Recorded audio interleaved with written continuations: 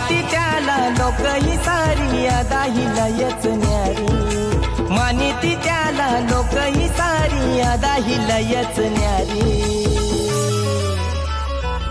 तीस गावाचा महेश दादा